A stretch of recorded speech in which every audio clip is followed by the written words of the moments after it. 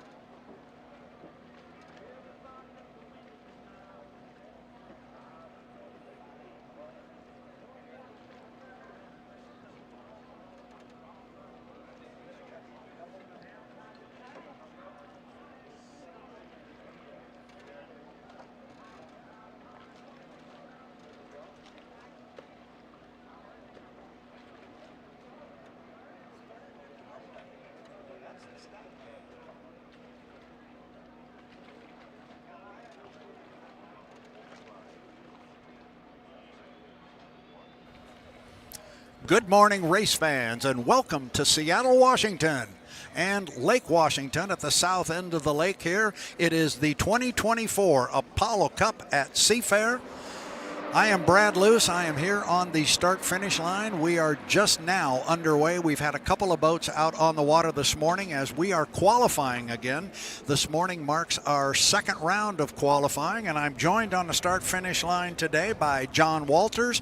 He's going to be helping me commentate what's going on out on the water. We also have Erica Allreed down in the pit area. She'll be having driver interviews and conversations as the morning and the day goes on. But John, let me start with you. Welcome back to the broadcast booth. We did it a year ago. I said you're coming back again, and here you are. We did do it a year ago, and I'm so grateful, and it's a great pleasure to be here this year. I appreciate the opportunity. It's fun to be here on the start-finish line with friends and fans and everybody that shows up to make this race happen, all the volunteers and everything at Seafair, and I think we're going to have a great race. We've got one of the fastest boats in the world on the race course right now with the U40 here bucket list. Conditions are excellent. I think that we're going to find that the speeds probably won't be faster than they were yesterday overall, just because most of the guys have the race combination in there right now, not the qualifying combination. And on the water right now is the U40 Bucket List Racing. Dustin Eccles behind the wheel of the Flavor Pack. And they are on the clock right now. John, they qualified yesterday third fastest with a speed of 151.572 miles per hour. I mentioned we've already had a couple of boats out on the water. We've had the U91. We had the U9 out here. We will review those times momentarily. But right now, the focus is on Dustin Eccles in the U40 Flavor Pack. He will come down to complete lap number one. Again, speed from yesterday, 151.572. Yeah, Dustin's kind of feeling out the race course here right now, and that's the big advantage in testing qualifying like this when you're the only boat on the course. You can run wherever the boat runs the best. Of course, that's going to change as they get more boats on the race course. There'll be lanes and everybody fighting for the fastest lanes and the lanes that they want. So this is a good opportunity to see where your boat works the best. And he turned that lap at 150.187, 150.187. So he's about a mile and a half off of where he qualified yesterday at 151. We'll see if he's able to step it up just a little bit. He is Dustin Eccles out of Monroe, Washington. Young man loves this boat, loves this team, and it's a quick one. Yeah, it sure is, and Dustin just loves boat racing in general. His daughter races outboards, and they travel all over the country pursuing the outboard championships there. And Dustin has driven a lot of Grand Prix boats and different boats and been very successful in all those. He's kind of feeling out the conditions right now. It's cooler. The water's a little bit smoother than it was yesterday. The air temperature is cooler. All that affects the way the boat handles, the way it exits the turns, and how much horsepower it makes. So, and again, it's going to change over the day. But right now, he's out there just trying to get the best he can out of whatever lane that the boat likes to run in. And as we mentioned yesterday, his qualifying speed in round one was 151.5. He turned that second lap there at 153.7. So a hot lap for Dustin Eccles in the Flavor Pack. His third lap is now in the books. We will have it shortly. He backed it off just a little bit, a 152.574. So the quick one was the second lap, 153.7, but that represents almost 2 miles an hour faster than he ran in yesterday's qualifying session. So a good run. A very good run, and that's a big increase. I mean, if you take a look at the time difference between that 150 and a 153, just a couple of miles an hour when you get up into that speed, it's not very much time. It makes a big difference in how you exit the turn, and just a little bit of a mistake there can make a big difference in the overall speed. So I think they will be happy with that. The boat still has to go through, or the data acquisition box still has to go through tech inspection. So we will get the official word from H1 Unlimited the outcome of that testing. But we mentioned, John, that a couple of boats had already been on the water prior to our coming on the air, and those were our two fastest qualifiers from yesterday. That would be the U91, Andrew Tate's Miss Goodman Real Estate ride. They qualified yesterday at 156.985 miles per hour. They came out this morning. They were unable to top that speed. The fast lap this morning for Andrew Tate was 156.508. And it was a similar story for Corey Peabody in the U9, the Beacon Plumbing. His qualifying speed in his fast lap yesterday was 155.242. His quick lap this morning was 154. So he will stick with the 155.242 that has cleared tech from yesterday, as will Andrew Tate with the 156.9. Andrew's still sitting in our top qualifying spot. And then we just had Dustin Eccles out here, who was able to, at least on paper, prior to tech inspection, up his speed from yesterday of 151. He's now sitting at 153.744, pending tech inspection. I think that, if we look at the history of the season here so far, there's really no great surprise here. Both of these boats have been kind of the cream of the crop, if you will, and that they've been the fastest. They're the ones that have won the races this year. But the thing to look at here is there's such a slight difference in the speeds. I mean, every boat in the pits right now is capable of winning this race. Some may take a little bit of a break here and there, or a little bit of luck. Others are, just a little bit faster and maybe don't need, that help. But technically, any boat here could win this race. They're that close. And that's the big difference to me, John, between racing these last couple of years and if you go back 20 or 25 years. Yes, we're struggling a little bit with boat count right now. We've got 8 boats here, and that's been the high water mark so far this season. And we had 8 a week ago in the Tri-Cities, and people are going, yes, but boy, back in the day when we had a dozen, we had 14, maybe we had 15 boats. But at the end of the day, it boiled down to a 2-boat race, and you had an awful lot of attrition back then. Boats would start, not finish. They couldn't get qualified. These boats that are here, as you were just explaining, the 8 boats are here. Any one of them really has got a good reason to be optimistic coming in, and maybe just needs a break or two to make it all happen. And I keep saying with a couple of these teams, their day in the sun is coming. Absolutely is. And I just hope I'm at that particular race, because I think there's going to be a pretty good party in the pit area when the likes of Kelly Stockland gets the win as an owner with Bucket List, and the same for Scott and Shannon Rainey. Absolutely. I think that, like you say, there's 8 boats in the pits now. Technically, any one of those 8, you have a good chance to win this race. And the credit goes to the teams. It goes to the drivers, and actually H1. We've made a lot of effort and great strides in making the competition better. Kind of changed how we make the starts now to where we guarantee that it's exciting for the fans. They're all going to be running hard going to the starting line, and there's no more parking in lane 1 and those kinds of things like we've had in the past that I think really distracted from the excitement and took away some of the fun of watching these boats all hit the starting line going fast side by side. Yeah, and you brought up the racing and the start procedure. You and I are going to have a couple good conversations about the start procedure, as we're going to have the opportunity to explain it to not only our fans on the H1 Unlimited live stream network watching us on YouTube, but also to the fans here along the shoreline on Lake Washington that are here enjoying a glorious morning here in the Pacific Northwest. But so far, that new start procedure has worked exactly as H1 had intended. It's had the intended result.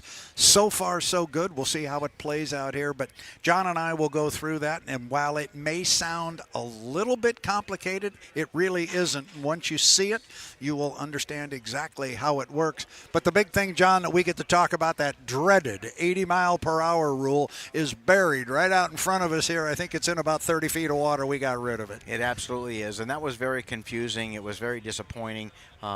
Sometimes boats were penalized for going under 80 miles an hour during the 1 minute gun there. It just distracted from the race, and it was also very confusing, and you couldn't tell until you got back and actually talked about that. So this is a much better procedure, and I like what's going on. So, out on the water right now, a boat with a good story, the U11 Miss Mercury's Coffee, Mercury's.com. And I can tell you, John, from firsthand experience, it's terrific coffee. I drink it at my home. And these guys, this whole race team, and especially this sponsor, the folks from Mercury's Coffee, they're having a great time here in 2024. That's really cool, and I think that it's great when we can bring sponsors in that are having a great time and having fun. And I think that's, again, some of the things that H1 has worked on, is trying to make the sport better, trying to make it more fun, trying to make it more understandable, and something that people want to be involved with again. Well, it is definitely a family affair, as I know you are aware, and I'm sure we will be visited by that family here on the start-finish line, because they manage to show up from time to time and usually have fresh coffee in their hand. Qualifying speed yesterday for Jamie Nelson and the Mercury's coffee was 148.306. He turned that lap at 144.181, so a little bit slower. Not surprising to me on that one, because he took his warm-up lap very slowly, and he came off the top end of the course for lap one at a not a very high clip or a fast speed. So I think this one may be a little bit quicker. We'll see if I'm right, but the first one at 144. Yeah, Jamie does such a great job of driving the boat here, and he's one of those drivers that actually drives the boat faster than the numbers would indicate. He puts himself in a position to take advantage of the things that his boat does really well and maybe some of the others don't do as well, and I expect this lap's going to be a little bit faster too. He has completed 2 of the 3 laps. This one comes in, well, a little bit faster, not much, but a 144.6. So up from the 144.181 to 144.6. Again, his quick lap yesterday was 148.306 miles per hour. Yeah, they're off the pace just a little bit here. I saw they were changing a gearbox yesterday, and like I say, a lot of the teams will run a little higher gear ratio, a little bigger propeller to get those big speeds so that they can qualify fast. There are points involved in qualifying fast, and there's a little bit of pride involved as well. So they've got a different race combination in there now with a little lower gears, a little smaller propeller. They're not going to see the top end speed, but it'll accelerate faster and it'll run better in traffic with this combination. I noticed the last 2 times he came off the top end of the course, and it's still sitting up there right now. There's a little puff of smoke up there, John. What causes that? You know, a lot of times it's just too much oil in the engine. The engine holds about 3 gallons of oil. It's meant to be, in an aircraft engine, so it's meant to, be able to fly upside down and do different things like that. But in the helicopters and in the aircraft, they don't have the G-forces. They don't turn nearly as hard and nearly as fast as these boats do. So if there's a little bit too much oil in there, when they get into the turn real hard, the oil splashes up the side of that compressor housing where that contains the inlet. Right there has the oil tank in it. It sloshes up the side there a little bit and spurts out the vent. When it comes out the vent, its next stop is into a can that collects all that stuff at the back end. Most of the teams have a little pitot tube that's in the exhaust. It draws it out and it burns it up. So you're seeing that oil come out, turn into smoke, and it makes that little puff just exiting the turn. And for those of you watching on the H1 Unlimited YouTube channel and along the shoreline here on the shores of Lake Washington, if there's any question in your mind as to why we have John Walters up here, that explains it in a nutshell right there. Every time, John, you answer one of my questions, I learn something new about this. I have always wondered what caused that. Great explanation. That's why you're here, young man. Well, thank you. And you'll also see, at the other end, sometimes when they're leaving the dock, just as they break up on a plane, you sometimes see a little puff of smoke or a little bit of fire that comes out the tailpipe. That's just about where the velocity of the air coming through the exhaust has enough to siphon the things out of that pitot tube that's in there. And there's a little bit of oil. There's a little bit of fuel. There could be a little bit of water in there, and it burns up in the tailpipe and just evaporates and is gone so that it doesn't end up polluting the water. Very good. So a little bit of an explanation while we await our next arrival on the water, why we're qualifying this morning. We qualified yesterday. We usually do that all in one session, and the rule book clearly states that every boat needs to get 2 opportunities to come out on the water and qualify. We were worried and concerned yesterday about the length of time that we had. We only had an hour and 20 minutes, and we weren't sure we could equitably afford each boat the opportunity to come out and have 2 shots at qualifying, turning 3 laps during each qualification attempt. So instead of trying to run the field through once and then run maybe 2 or 3 of the boats a second time and continue on this morning, there was concern that maybe the conditions would be all different this morning. They wanted to make it the same for everybody. So we ran through the field yesterday once, and then we stopped qualifying and opened the course for testing. This morning, everybody gets the second opportunity in the same conditions. And then as soon as we have run through the ladder the second time, our boats will then have the opportunity to come out and test. And I think it was a good decision on behalf of the officials, and I think it's about the most equitable way they could do it. Absolutely, and a lot of people and fans and things don't realize, the tight schedule and the constraints that are put on these teams to qualify and to run. It's a lot of work between changes and getting the boat out of the water and back into the water and running again, but it's done in a very short period of time, and that time is very restrictive. The Federal Aviation Administration doesn't allow the cranes to operate while there are airplanes in the air. We have a lot of air show and things here, and Boeing does a great job with providing a couple of air shows and a lot of different airplanes, vintage airplanes, modern airplanes, the Blue Angels, all that sort of thing, and those are all wonderful. But you are not allowed to do anything else. We cannot multitask when those airplanes are in the air. There's no boats on the water. There's not allowed to use any of the cranes or that sort of thing. So you can't make an engine change. You can't make a gearbox change. You can't move the boat or do anything like that. So the time frame that they're allowed to make those changes and do those things is very short. So it's very important to them to have enough time to be able to run 2 times. Speaking of running a second time, our fans on the H1 Unlimited YouTube network are getting a great shot right down the tailpipe of the U1, the Beacon Electric, boat driven by J. Michael Kelly. And John, as we go through the ladder here a second time, this is the first of our 3 boats that were involved in unfortunate incidents. How about we use that for a moniker? Yeah. Unfortunate incidents in the Tri-Cities. Unfortunately, J. Michael Kelly got this boat upside down and a long way up in the air, riding up the rooster tail of the teammate's boat, the U9, driven by Corey Peabody. But you've been there. Once that right side sponson picks up on that rooster tail of the other boat, you're kind of, as your old pal Chip Hanauer used to say, kind of spamming the can, aren't you? Yeah, absolutely. These skid fins have gotten so big on these boats, and that's one of the reasons that they're so fast, as they're able to hold the lanes that they want to, just storming into the turns like that. And there's so much water in the air, the boats can literally race and literally run on that water. It's a lifting force that will pick them up. They can literally run in that thing, and they get very unstable up there, so unfortunately it ends up in a crash. Now these guys had a lot of damage last week. They had electrical problems and relays that failed. Of course, it trashes the engine. It took the front wing off the boat, the back wing off the boat, and did a lot of deck damage here and there. They're still struggling with that. This boat does not have an official qualifying time yet because they were dealing with fuel issues and trying to get the boat set back up again. So hopefully J. Michael will get the thing around the race course here in 3 laps that are fast enough to get him in the show, and I think that he'll do a great job all day long and tomorrow. He's another one of those drivers that drives the boat much faster than the speeds would indicate. He knows how to win. He's got a lot of experience in a lot of different kinds of boats, and wins in all of them. Well, he's a 5-time winner here on Lake Washington, and he made an interesting comment yesterday as he flies the boat like only JMK can do. He made an interesting comment to our Erica Allreed. He commented that having the incident last week in Tri-Cities, he felt like this race course in Seattle was a good race course to come back from an incident like that on. He really likes this race course. It's a big open course. It's only 2 miles, so it's a little bit shorter than some of those that we run on, but big turns. So you spend a lot of times in the turns. J. Michael drives the boat a little different than a lot of the other guys. They drive down real hard and literally just hook the boat into the turns. J. Michael starts his setup a little bit earlier.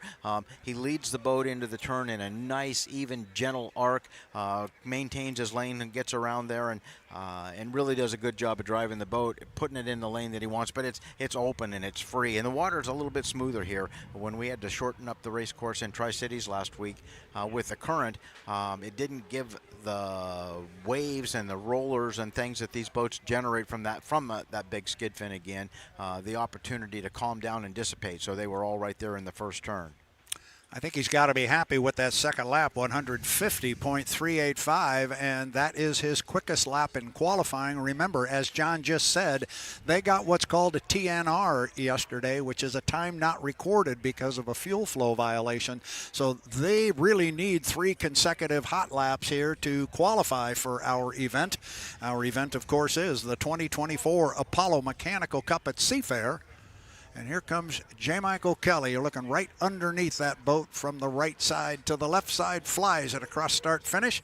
3 up and 3 down as he goes under the drone. Those of you watching on the H1 Unlimited network, backed it off just a touch, John, but I think they'd be happy with that 150.385 based on what you were just saying and what they're rebounding from a week ago. Yeah, I think they will be too. This gets them in the show, and even though it's not, the fastest lap of the day or maybe not of the weekend, these are extremely fast laps, and those would be good racing laps for sure.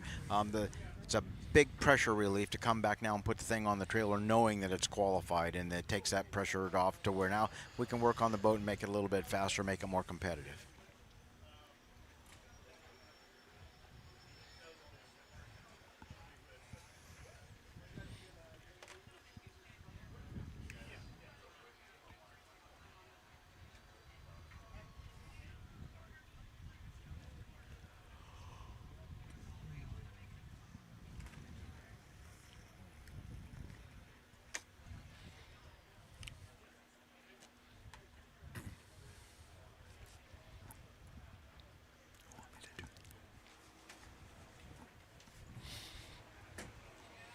Next up on our qualification ladder should be another boat that was involved in an incident in the Tri-Cities. That would be Dave Vilwalk aboard the Miss Apollo, the U-27. They ran a qualifying speed yesterday of U-27 had a fast lap of 150.190, so an even 150 miles per hour.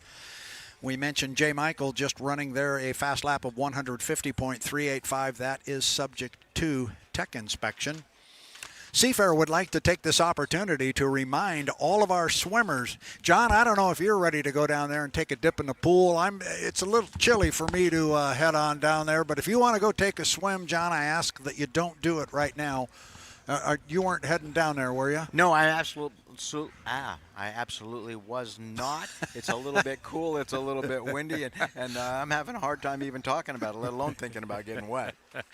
But Seafair would like to remind our swimmers, you must be out of the water at any time when the course is open for the hydros on the Ted Jones race course. There is a green flag on the race course, so it is open. Swimmers, you must be out of the water. And parents of maybe those young swimmers, we ask that maybe you help us in this endeavor and have the kids get out of the water and get them a towel and get them dried off while our H1 Unlimited hydroplanes are on the Ted Jones race course. I mentioned that our next boat, at least on the schedule to come out, is the U-27, the Miss Apollo, a brand spanking new race boat driven by Dave Vilwalk. And owner Charlie Wiggins has that boat up here from Rainbow City, Alabama. We look for them to come out on the water, but while we wait for them to hit the race course, Seafair would also like to thank Apollo Mechanical Contractors for more than just sponsoring that hydroplane. Apollo Mechanical Contractors is proud to be a sponsor of Seafair. We believe in supporting events that enhance the lives of our community and help build people who build great things. Check out apollomechanical.com to learn more. And you've heard John and I talking about the 2024 Apollo Mechanical Cup at Seafair. Those are the same folks, headquartered in Kennewick, Washington, in the Tri-Cities. John, I love what it says on the side of that boat. Back along the non-trip, it says, help build people who build great things. It's a great family. I don't know if you had an opportunity to meet the Ratchford family over in the Tri-Cities last week, but we are just so fortunate to have their participation in our sport. We absolutely are, and they have been such good supporters of the sport in Tri-Cities and now in other cities, and even sponsoring a boat. I can remember, working on different boats in different times, the Miller American and the Pay and Pack and the Atlas van lines and things where, we had a problem and needed some aluminum, or we needed a piece of steel, or we needed some repair stuff. And that was one of the places that we'd always go as Apollo and take a look at what they had there. They were always willing to help. They were always willing to, fabricate parts or do anything that we wanted. And not one time did they ever say, oh, that's going to cost this much. They just said, have a great weekend. Well, those are the type of people that we have involved directly in our sport with their name on the boat, but also their name as the lead sponsor for our entire event this weekend. We're fortunate to have them. We were talking about the Mercury's Coffee people as well. Same sort of situation with those folks. Dave Vilwalk is away from the dock in the U-27 of Miss Apollo, but as he spools up the Lycoming turbine engine, Coming up later on this afternoon is quite the air show, and Seafair would like to take this opportunity to thank the folks of the Boeing Airplane Company. Boeing makes possible today's air show. Each year, Boeing proudly partners with more than 300 community organizations in our state through grants and sponsorships. Thank you to Boeing for supporting Seafair. Get this part, John. Boeing for supporting Seafair for the last 75 years. And if you check anything around here with Seafair printed on it, you see it says Seafair 75. These folks have been there since day one. Pretty good stuff. That's absolutely amazing. And, Bill Boeing himself actually owned and raced a boat at different times. In fact, the replica of it is down here right now, and it's a beautiful boat. There's so many technological things that cross over in boat racing and airplane building, and it's amazing that how closely some of that stuff is related and how closely it works together there. So it's great. Boeing does so much for the community. Employs thousands of people all across the country and the world. It's a real pleasure to be able to be part of anything that Boeing's involved with. John, you're an inspector for H1 Unlimited. Have you had your head underneath the deck of this brand new hydroplane, this U-27 Miss Apollo? As a matter of fact, it was the last boat I looked at before I took the shuttle to come over here and talk about it a little bit. And it's an innovative boat. It's all made out of carbon fiber. They've done some things to help clean up the aerodynamics and the hydrodynamics on it. Of course, this is one of the boats that was involved in an accident last weekend when one of the boats come blasting through the rooster tail out of control, tumbled right into Dave, and he ended up running over the top of it. That situation could have been far worse than it was. Thank goodness over the years we've managed to make these boats an awful lot safer, and the guys can survive those sort of things. I'm not going to say great pleasure, maybe the great displeasure of being one of the crash test dummies that helped to make this boat safer than it could have been otherwise. We don't have a book where we can go and look and say you got to do this and this. We have to learn those things, unfortunately, from accidents. Well, Dave Villwalk turned that first lap at 148.929, so just a tick under 149 miles per hour. Yesterday they qualified officially at 150, so he's sniffing where they were yesterday in their qualifying attempt in their top lap at 150. He may crack that right now. I think he will. I think each lap will get just a little bit quicker. You learn things as a driver when you're out here all by yourself. There's a lane where the boat wants to enter the turn. There's a lane where the boat likes to exit the turn. You know how fast it can go down the straightaways, and Dave's really flying the boat right now, trying to get it as free as possible. First lap was 148.929. Next one, tick faster, 149.315, 149.315. Quick lap yesterday, 150.190. So Dave's got one more crack at upping his qualifying speed. And as you alluded to earlier, John, there are points on the line here. And those points sometimes can be very, very important, not only in the racing here this weekend, but also for national high points. Absolutely, every one of those counts, and there's been some very close racing here. It's hard to say how close they're going to be at the end of the season, and those qualifying points can make the difference. 3 up and 3 down, looking for a 150.190. He's got a 150.254, so 150.254. He upped it, not by much. Make that 0.294. 150.294, so 150 miles an hour, a good run. Upped yesterday's speed by a tick, but he stepped in the right direction. I think they'll be pleased with that. I think they will, and I think that they'll make some changes to improve some of those things a little bit. Dave's learning the race course right now a little bit better than some of the others because he's been here so many times. He's been able to race different boats on this course and knows how to win on this course. I think that they'll be fast. I think that Dave will do a great job of driving the boat, and most of all, I think it's very good to have Apollo and those people involved in our sport, and it's really good to have Charlie Wiggins and the Wiggins family back here. They're a long-time racing family. It's nice that they're able to come back and join us again after so long, after rebuilding the boat after an accident right here, in fact. We're getting notes, John, and written in front of us and spoken in our ears. The boats that are running this morning, so far everybody one at a time is clearing. So that means clearing the tech truck. So speeds will stand. The U1 we just heard cleared the tech truck. That's the important one because they're the only boat that had yet to officially qualify.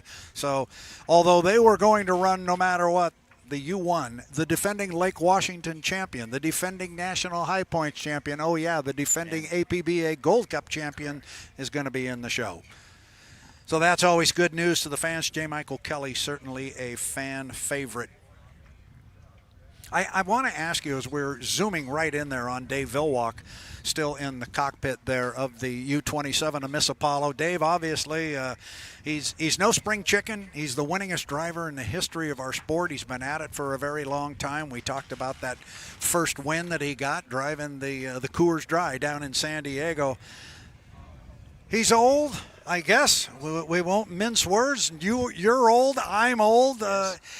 Dave's still driving. What do you think about that? What are your thoughts? Well, honestly, it's a little bit concerning, but Dave, seems to be able to pull it off. I know from my own experiences that my reflexes aren't what they used to be. I don't process information like I used to be able to do as far as the boat ride and the water conditions and all that sort of thing. But to Dave's credit, he does a pretty darn good job of that. And he didn't become the winningest driver in the history of the sport by making very many mistakes in his earlier days. And I think that it's concerning as we all get older and age and wonder if we can still do this or not. I see guys like Jerry Hopp that got a letter from the Snohomish School District that he was too old to drive a school bus, but he's still out there bouncing around at 165 miles an hour in a Grand Prix boat. So there you go. That's pretty good. I like that. I hadn't heard that particular analogy. So good for Dave. Good for Dave, though, being out there. He became the oldest driver in the ever to make an official start in an unlimited hydroplane. Do you know whose record he broke? There's one for you. Maybe I guess it was Walter Tate. You are correct. I don't know that for sure. It was Walt Cade, and he drove in the 1972 Gold Cup, and Dave eclipsed that record of his age. And we wish Dave if somebody came knocking on your door and said, "Would you like to take one of these new ones out for a spin?" Would you be excited about that? I would absolutely consider going for a ride. I don't honestly think that I have the abilities physically or, again, as I mentioned, the capabilities of being able to process the information of going 200 miles an hour side by side with these guys into the first turn. But I would love the opportunity to go for a ride in it at my own pace, my own speed. And I got incorrect information this morning that told me that you had been fortunate enough to get a ride in one of our vintage boats yesterday, but apparently that didn't happen. I did not. I wish that were indeed the case. I love the vintage boats and the Hydroplane and Race Boat Museum and David Williams and all the volunteers that work to put those boats back together and save that history and keep it alive for us. But no, that was bad information, but I'm still open for the opportunity if they're listening.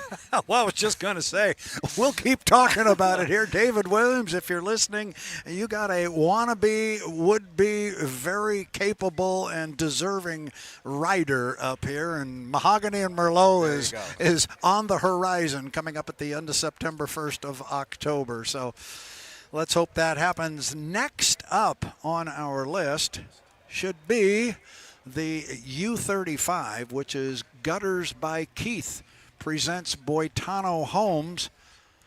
And I believe that's who we've got out on the water. Young Gunnar O'Farrell, he had a good run yesterday in the U-35. He qualified and cleared tech inspection at 146.287 miles per hour. And here's a young man, John. This will be his third H1 Unlimited race. He drove his first one here last year at the APBA Gold Cup. And, of course, being a rookie, he spent his first three heats starting in outside lanes and so forth. So, really, last week in the Tri-Cities was the first time he had an opportunity to kind of take the boat wherever he wanted to and mix it up with the guys. The result of which was he had a great deck-to-deck duel in one of our heats with Bobby King, and he was victorious in the sense he took third place over Bobby. Yeah, these guys are running really good, and Gunner's doing a great job of learning the boat, of being able to drive the boat, and he also races a lot of limited class boats. And this is another one of those family affairs that we so proudly talk about in our sport here. Gunner's grandfather is the owner of the boat in Lake Ridge Paving. His son, Greg O'Farrell, is the crew chief, and then Gunner is the grandson here. So he's doing a great job. I think that every time he gets in the boat, he feels a little more confident, a little more comfortable, and the speeds would indicate that. And he's an enjoyable young man. He's got a great sense of humor. I was making the comment yesterday that he was, to say he was camera shy and microphone shy would have been an understatement. But in Tri-Cities this year, he admittedly was walking up the dock looking for me because he wanted to get interviewed. And that was a total polar opposite from what he was the year before. I'm enjoying him and having him as part of our racing family here on the H1 side. Gunner got the first one in the books at 142.143, 142. And his quick lap yesterday was, checking the list real quick here, was 146. Well, this is a first lap, and like I say, all the conditions and things have changed. Maybe even their combination has changed a little bit getting ready for the first heat here this afternoon. So I expect this lap will be a little bit faster. You can see Gunner's, in a different lane than he was earlier. He's kind of feeling out the water conditions here and trying to feel where that boat, flies the best, races the best, and is going to be the fastest. And I expect the next lap will be even quicker than this one. So the gun dog, as they like to call him, comes across and puts a second lap in the books. And I know I'm stumbling to read what his qualifying speed was yesterday. He turned that one at 143.112. Those of you watching online are just thinking, Luce, just check out the monitor. There's a little bit of a glare there, and I'm having a hard time catching the monitor. So I've got to look down here in a spreadsheet. But, yep, Gunner did take it up a notch, a mile per hour from 142 to 143. John says he thinks this one may be a little quicker. See if he takes a different line through the corner up there, John. I think he does. He's a little bit closer to the buoy line there, and you can see from the skid fin water, I mean, he was really lacing the thing through the turn there. He's keeping the boat speed up and exiting the turn well. I think it's going to be a little faster. Yeah, I like the line through the corner there, too. It was markedly tighter than it was before. We'll see what we get. It's in the books, whatever it is, and it is 146. How about that? 146.284. Yesterday, he had the 146.287. Wow. So he's just a tick under what he ran yesterday at 146.287. This one, 146.284. So good run for Gunner. Yeah, you could see at both ends that he tightened up the radius and the turns, ran a little closer to the buoy line and shortened up that overall distance, and the speed came up to indicate that he did just that. John, I'm just going to make this comment because I've got a hunch that we've got some staunch H1 Unlimited racing fans watching us on the live stream here and also watching our second qualification run here from the shoreline of Lake Washington at Seafair. They are noticing that after the boats complete their third lap, they are going through the lower corner and then they are cutting the race course from back to front at the lower end of the race course here. And there may be some fans out there that are saying that you can't do that. That's illegal. You can only cut the course from back to front at the top end of the race course. That was discussed this morning at the drivers' meeting because there is only one boat on the course. The chief referee, Jonathan Abbott, made a point of saying you can go through the lower corner and then immediately cut the race course, stay out of the safety zone, which they did, but you can cut it at the lower end from back to front. So if you were wondering about that, maybe not being a legal maneuver, that is a legal maneuver during qualifying as outlined this morning. Here's a good sight down there in the pit area as we now have the U-12, the Graham Trucking, in the water. Looks like the lid's down, John. They may be trying to spool that thing up right now. I think they will. They're still in a learning process. This is another one of the boats that was damaged last weekend when Bobby ended up in the rooster tail in the turn and came blasting through the turn and then ran into and collected up Dave Vilwalk as they, came squirting through the rooster tail there. They suffered some damage to the front end of the boat. Of course, when the skid fin cut through, it took the tip of the sponson off and trashed all of the canard. hardware up there, including all the linkages and everything. They had some more damage to that same area yesterday morning. I think that they've gotten everything back together. Some of the other teams have donated some equipment and some parts for them to be able to, get the boat out there this morning and run. And Bobby will figure it out. He's going to make this thing work, I'm sure.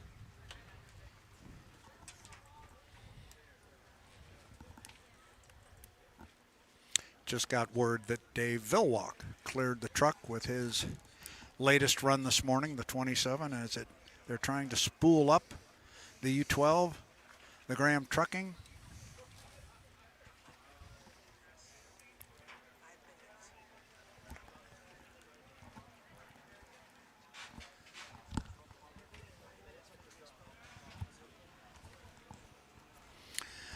And as we say that, John Walters, folks watching on the H1 Unlimited live stream can see Bobby King coming away from the dock in the bright red, black, and white. The U12, the Graham Trucking, the former T6 Miss Budweiser. This is a boat with a very, very famous history.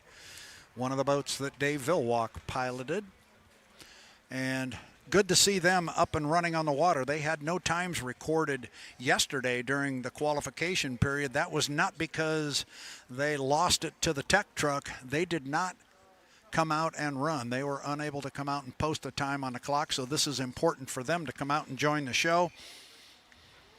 I'm anxious to get, John, a little bit of your impressions of this young man, Bobby King. I don't know how well you know him or if you knew him before he came to the Unlimited ranks, but I'm very impressed with this young kid. I'm definitely impressed with Bobby, and I know him only through his dad, Jimmy King, who drove several Unlimiteds here, including the stuff for Ed Cooper. Jimmy was a real charger in all of the boats that he drove, the Grand Prix boats, the Unlimiteds and things. And Bobby basically has picked up where his dad left off. He's also an excellent shoe in the Grand Prix boats and drives several limited classes of boats and does very well there. He's bringing the skill and that youngness, I guess you call it, to the sport of unlimited hydroplane racing here, and I think that Rob Graham and all the guys down there just love working with Bobby. He's a lot of fun, and he loves driving this race boat. Yeah, I really enjoy him as well. I've gotten to know him just through interviewing him, et cetera, and talking to him. And then he is our defending, if you will, if that's a term you can use, but he's our 2023 H1 Unlimited Rookie of the Year last year.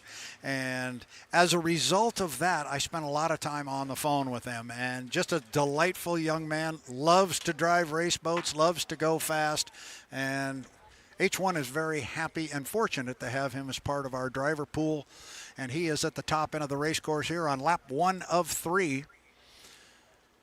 He went way wide before he came down to start the attempt, John. I'm assuming they're just going as wide as they can to get as much run at the line as they can on that first lap. Yeah, exactly. He's trying to keep the boat speed up, keep the RPM up, keep that engine in a position where it's making lots of torque and lots of horsepower, and come out a little bit wide there so you get a good long run at the start line and make that thing go as fast as you can when you get there.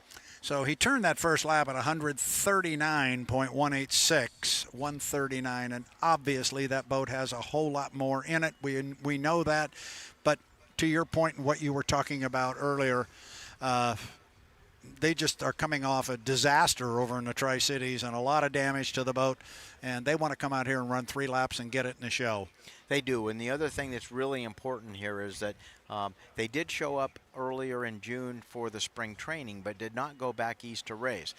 So while the other drivers are getting some seat time and making their starts and figuring out what to do to make the boat go faster, these guys are learning things right now that the other guys learned 2 races ago. So they're behind the learning curve a little bit, if you will. I think this one will be a little bit quicker, and it is about a mile per hour quicker, 140.113, 140. Not necessarily the quickest, but legal and good enough to get him in the show. If he can turn one more like that, then past tech inspection, we'll have a full field of 8 boats. It's been yeoman's work to get this boat back on the water. I was very glad to walk into the pit area yesterday morning, John, and see this boat proudly in its spot and ready to go racing this weekend, and this is the culmination of all that work. Let's get him in a race. Bobby King off the top end of the race course will come down and put the final lap number 3 of 3 in the books. Got to have 3 consecutive laps, one north of 130. He's checked the 130 box. He's checked the 140 box. And now he has checked 3 complete. Turn that one at 142. 142.140. So little steps of improvement there, but assuming they can pass tech inspection, the boat's in the show. Absolutely, and as you mentioned, these are not the fastest laps we've seen today, but it's enough to get them in the race, and that's what's the important thing right now is they'll be able to remove that pressure from their shoulders. That we did qualify, we did get in there. Tom Anderson's a great guy, got lots of experience there, crew chief. He'll come up with some changes. They'll make some differences there. They've got a young man that's giving them a hand with their engine stuff that used to run around the pits as a little kid, Craig Norton, the son of Dewey Norton, that was from Budweiser fame, and Craig's trying to twist some wrenches down there and help them in any way that he can, learn some things. I talk with him a lot over the telephone in the winter, and he's trying real hard to be their engine guy and do a great job. I think Tom's starting to get some experience with him and some comfort with him, which frees him up to do other things to help the boat go faster. And Bobby learns every time he drives the boat, what to do to make it better, and comes back with good information that'll help him do that. And let's not forget the name Graham Trucking and Rob Graham. He has been so influential and so supportive of this Seafair event. This is a gentleman who grew up as a kid in Lake Washington in the Seattle area like you did, like I did, and loves unlimited hydroplane racing. And if you've ever been down here to Seafair, forget a boat on the water, but just sponsorship in the pit area of different areas of the pit area, sponsored the race over the years.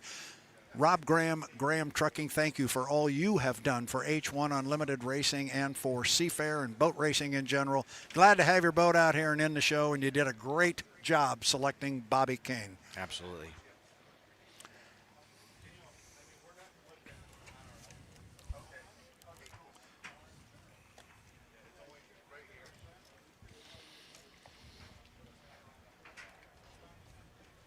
So my understanding, John, will be, and I'm sure someone will come up here and correct us if we are wrong. Not that that's ever happened. Never.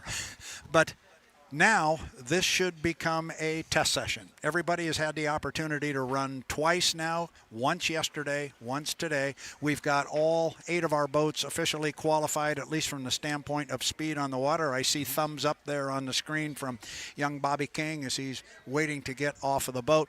So assuming that goes through tech inspection and everything is clean, we've got all 8 boats qualified, and now we are going to open the remainder of this time period for testing. So I expect we're going to see boats coming out on the water to test, and then we're going to see, I'm assuming, timing marks and timing runs, and this whole new start procedure is going to come into play, and it'll give you and I an opportunity to talk about it. But in the meantime, Seafair would like to take this opportunity to thank Barnhart Crane. Barnhart Crane is one of the largest heavy lift and heavy transport organizations in the United States, with over 50 years of service to our community and our customers. Barnhart prides itself on providing innovative solutions for its customers' need. Barnhart Cranes, thank you from Seafair.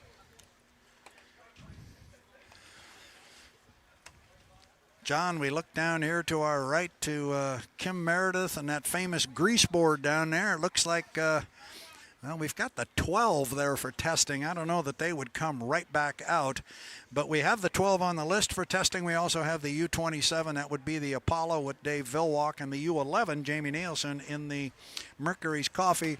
And I saw some Mercury Coffees folks coming up here on the shuttle, so that's usually a good sign that the boat's going to find its way into the water as well. So it will be open testing, and we can run 3 boats on the water at a time, correct? You can, and that's a good thing, really, just as the name describes their testing. Guys aren't necessarily trying to set any records or go any faster here. They're trying to come up with race combinations, get the driver some seat time. With 3 boats on the course, the water gets lumped up a lot more from the skid fins and the rudders and all the things that we put on these boats to help control them and keep them in the turns. That rough water is a good indication of how the boat's going to handle later on in the day when we have rougher water. From the log boom out there, the bridge, floating bridge out there moves around quite a bit and sets up a lot of rollers and ground swells and things also. So yeah, this is really a test to see, how's our boat going to work in rougher water conditions and in more race-like conditions. Some of the guys are still sorting out some of the bugs from the crashes and the incidents that happened last weekend. 2 of the 3 that are on the list there were damaged last week.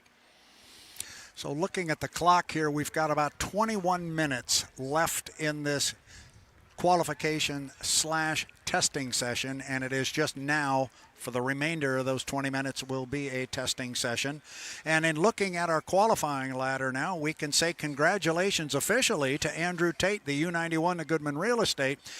They have posted the fastest, quickest qualifying lap of the weekend.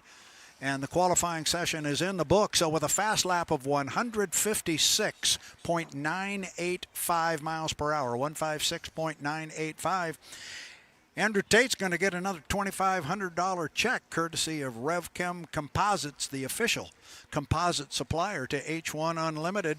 We really thank John, H1 and RevChem Composites for their participation in our sport. I'm sure you could explain all kinds of things about composites and how it's used to build these boats and how important they are to us. Well, these boats are so much different than the earlier boats, and thanks to people like RevChem and that come up with these epoxies and the different types of woven material that we use as fiberglass, basically, is a word we used to use in the past. These things are so much lighter, they're so much stronger, and so much easier to repair. Honestly, it's because of the kinds of things that RevChem builds and makes that allowed these boats to be repaired from the crashes last week. And there were times not too distant past, you crashed a boat, a lot of times you were done for the year. And now, we have composites that can be laid up in molds that are so much stronger, so much faster, and a lot of these boats use the same parts. So, a lot of the parts are readily available, and you can pull them right out of the mold and stick them in place. The honeycomb material, the core material, the skins, and things that are used to hold these boats together have changed so much and made them not only faster and more competitive, but certainly easier to repair and work on. Well, we certainly thank RevChem for their participation in our sport. RevChem Composites, the official composite supplier of H1 Unlimited. And congratulations to Miss Madison Racing, the U91, Goodman Real Estate, Andrew Tate. They're going to get a check in a presentation down in the pit area for $2,500. John, maybe I'll send you down there and see if you can get a piece of that money. He hasn't shared any of it with me yet. Absolutely. I'm not sure that they like me any better than you, especially when it comes to sharing money, but it's worth an effort. I did get Andrew to tell me over in the Tri-Cities he'd share a beer with me. Okay. So I got that much out of him. Right, I haven't seen the color of that beer yet, but anyway, Andrew Tate, winner of our RevChem Composites Fast Lap Qualifier Award. Congratulations to that team. It's his third such award this year. Seafair would like to take this opportunity to thank Tulalip. John, I love the way this starts. See this spot here? John, when all you want is everything. Right. Now that's a good want. But when all you want is everything, immerse yourself in Washington's premier gaming destination with AAA 4-diamond accommodations, a full-service spa, top-notch entertainment, and award-winning restaurants. It's Tulalip, and Seafair thanks you for your participation in the 2024 Apollo Mechanical Cup and our entire Seafair celebration this weekend.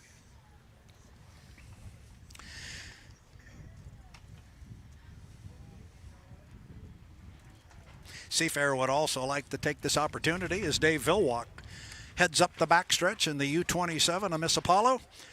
Seafair would like to take this opportunity to thank Anheuser-Busch. Bud Light is brewed to be a delicious, easy-to-drink beer. Bud Light, easy to drink, easy to enjoy. Pick up Bud Light at your local retailer today. Thank you, Anheuser-Busch, and thank you, Budweiser Light. Dave Vilwalk down the front straightaway in the U27, the Miss Apollo.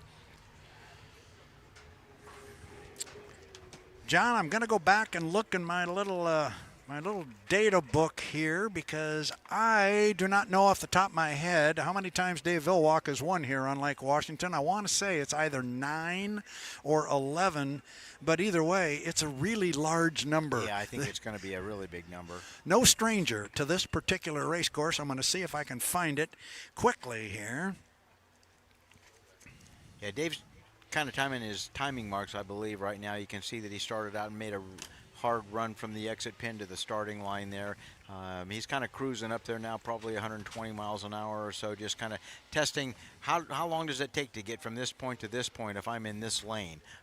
He'll make another run at the starting line here so that they can get ready to start this afternoon in their heats. And it's really critical that you be in the right place at the right time. There's penalties for not being on a plane. There's penalties for not being able to be in the right spot at the right time with the score up buoy and the way we're starting the races these days. There's even more of a penalty in performance in that you cannot be late for the start. These boats are so fast and accelerate so quick that if you give them any kind of a head start on you getting to that first turn, you're going to really have to run hard to be able to catch them.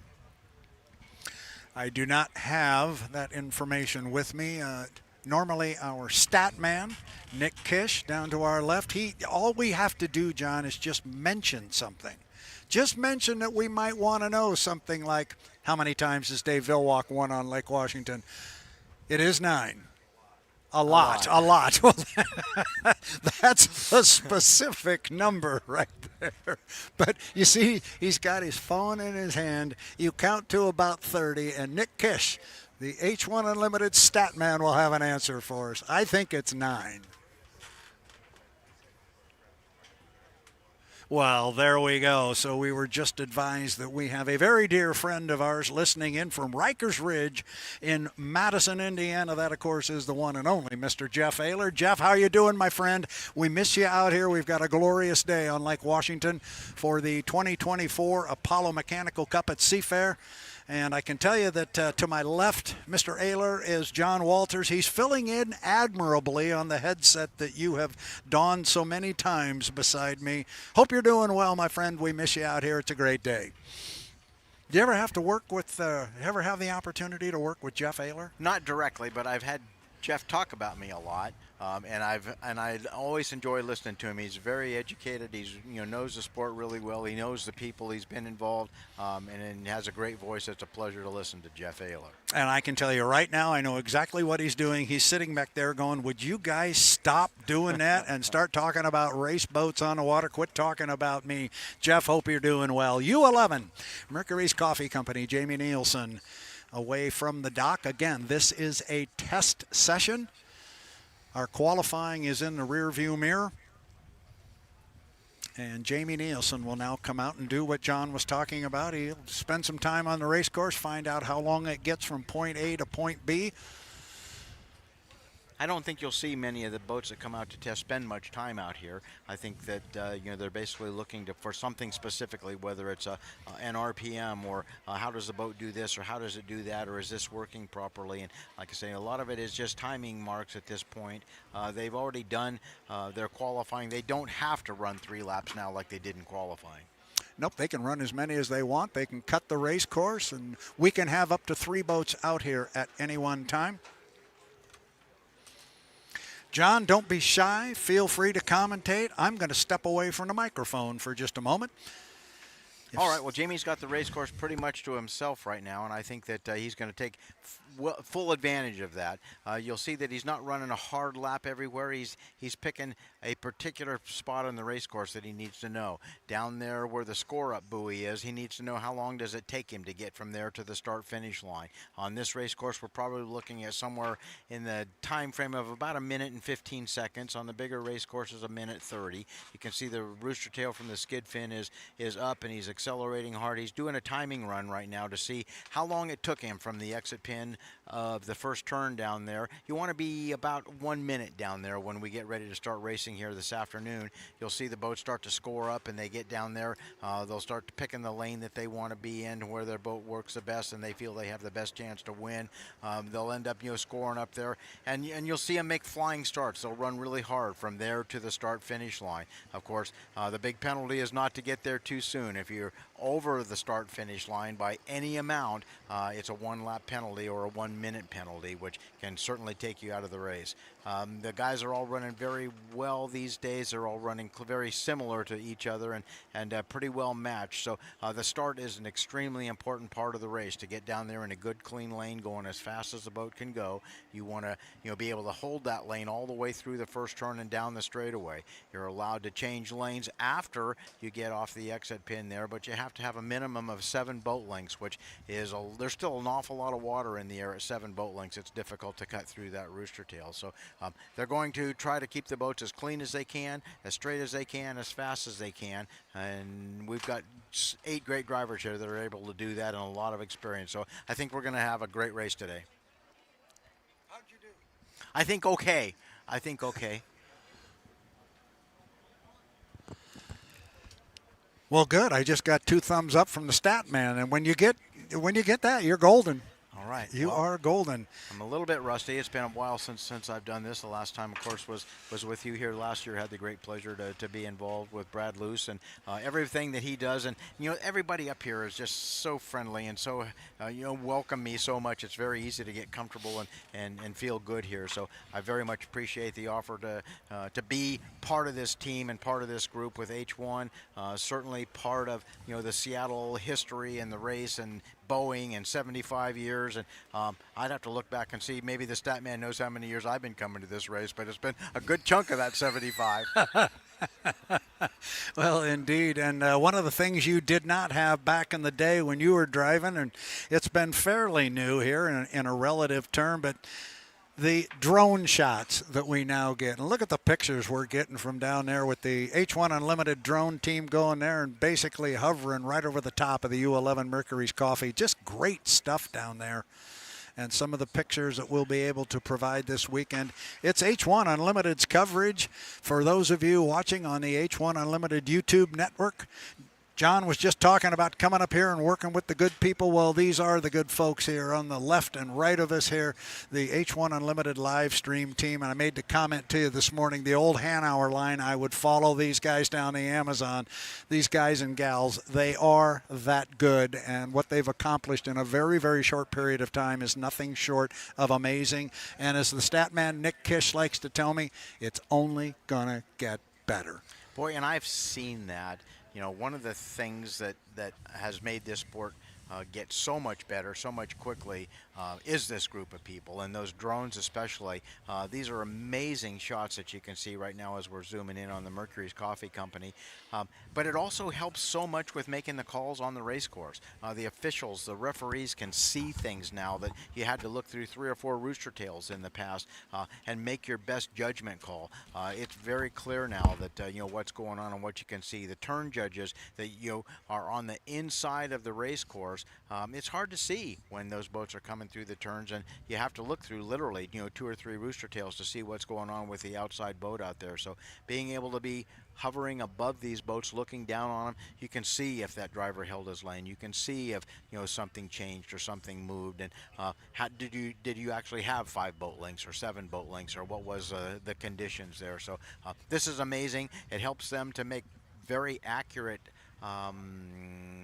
calls on this stuff, but not only accurate, they're faster. We used to have to go back and take a look at videotape and footage, and sometimes it was 20 or 30 minutes before the referee could make a call. Now it's instantaneous, and it's from all the hard work of this group right here. Thank you.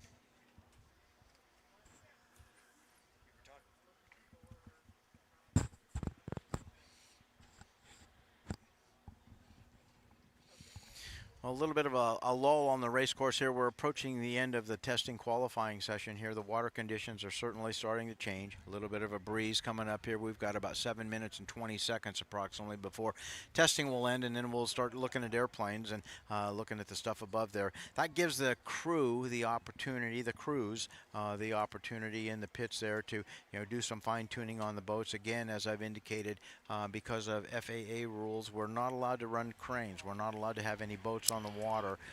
But there's still an awful lot of things going on. It's a very busy place down there as they're changing gear ratios, changing propellers, doing tune-ups on the boats. And every time you run these things, there's the opportunity to damage some things. And, we end up, having to come back and fix parts and pieces. And the continual inspection goes on as, we've got Steve Compton and Brian Vincent down there looking at all the boats and making sure that everybody plays by the rules and we have a good, safe race today.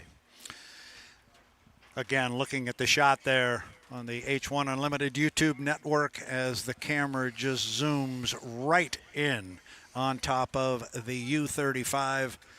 Gutters by Keith presents Boitano Homes, and I want to go back to the drone shots and doing a great job showing us here exactly what we're talking about. We've got 3 drone pilots here this weekend. We've got 3 drones that will be flying at any given time. We have 5 drones, so we have a couple in reserve. But I want to thank and point out the great work that you're seeing right there on the screen by Brian Montgomery, Dan Ford, and Robert Miguel. They are our 3 drone pilots this weekend, and just man, it didn't get any better than that. Those are views we never had in the past. That's just terrific. And that drone can go places that, people aren't able to go with cameras and that sort of thing. They are so steady and so, clear and bright and accurate. And it's just amazing. It's really just amazing the shots that they can provide. And like I say, it's been a true blessing to the referees to be able to, be looked down on the stuff and be able to see things without having to, go back and look at videotape or make judgment calls on the race course. And that actually, John, is job 1 for the H1 Unlimited live stream team, is to operate and act in support of our officials. That's the first thing we do. And when we set up this sea of cable over here that's off to our left,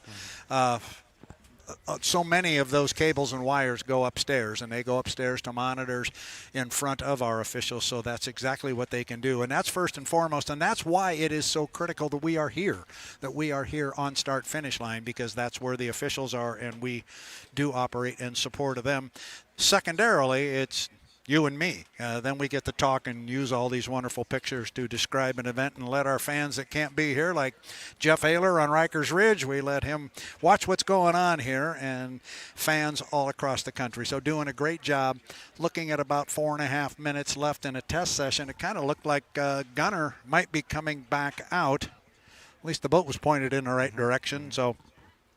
But let's take this opportunity to once again thank a couple of our sponsors. Seafair would like to thank Alaska Airlines.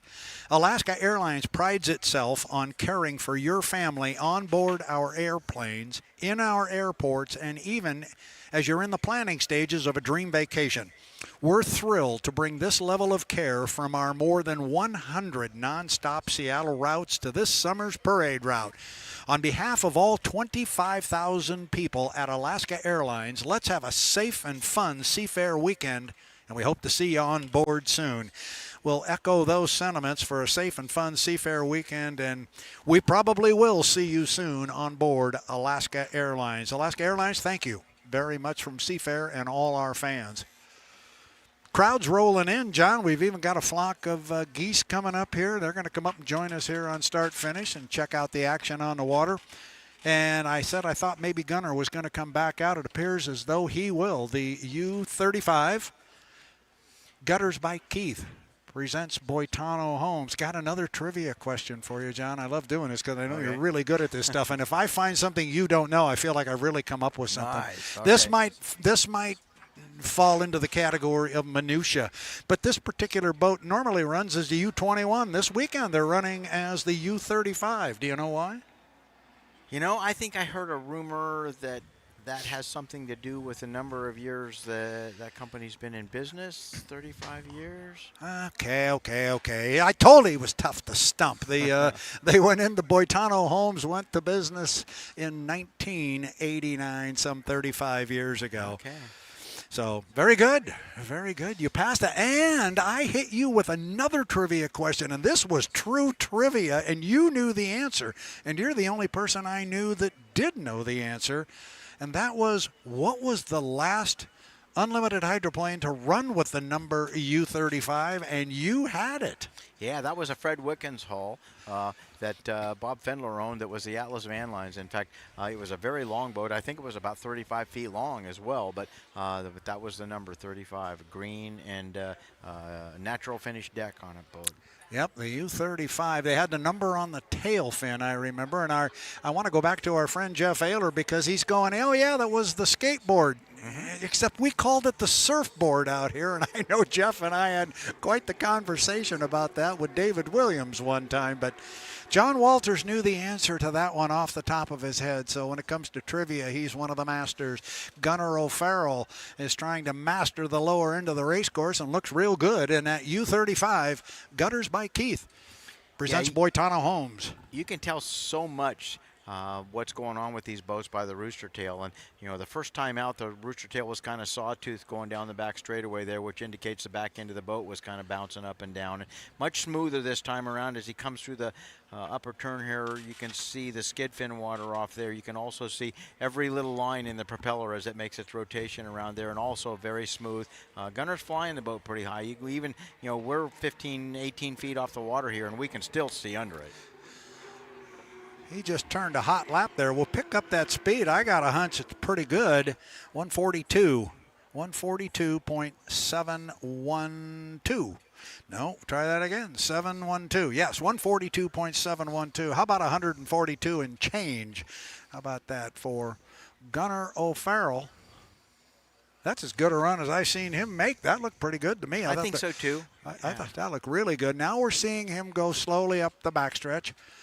This will be a timing run. Now, here's a guy who doesn't have as much experience on this particular race course as some of our other drivers. He's raced here once before. That was a year ago, but he was relegated to an outside lane every time. So now he will run perhaps a timing mark or a timing run here with the new start procedure, because I might think is he going under 80 miles an hour there, John, do you think? I don't think he's going much over 80 miles an hour. There's a fair amount of water being pushed off the recovery areas of the sponsons up there, which is an indication that it's not, you know, really on a good, clean plane. But you can see he's accelerating really hard right now, and he's timing from the entrance pin of the turn around the turn. Probably will take another timing mark at the exit pin here. He's coming really wide so that he can get a good, hard run to the starting line, and either he or an event switch on the steering wheel or the guys with the computer on the beach there are going to time this thing so that give him a little bit of a help to the starting line. And there's a huge difference in the timing marks between having to start on the outside with everyone or being able to pick a lane a little bit closer to the buoy line.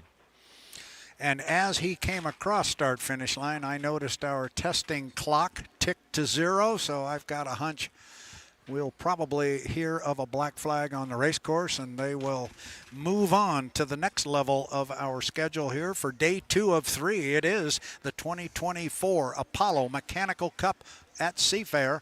Brad Luce along with John Walters. Let's take a look at our schedule, what's coming up here. We've had testing and qualifying from 9 a.m. this morning, and on my watch, well, I've got 10:21, so that looked to be about as long as that was going to run, from 9 until 10:20. Coming up at 10:30, we're going to have one of our J Hydro heats. That's going to take place just to the south of the pit area. It'll be on the other side. We won't be able to see it from here, John, but we may fly a drone down there and get us a good look at our J Hydros. And if you've never seen them and you're down in that part of the pit area, go down and watch these young kids. Did you start in a J Hydro like all those kids did, John? Absolutely did. Yeah, we're talking about a 9-foot boat here that you drive on your knees, capable of, you know, about 40 miles per hour. The Hydroplane and Race Boat Museum does a great thing here every year where they get boats that get kids that are wanting to go boat racing. They come in with their dad.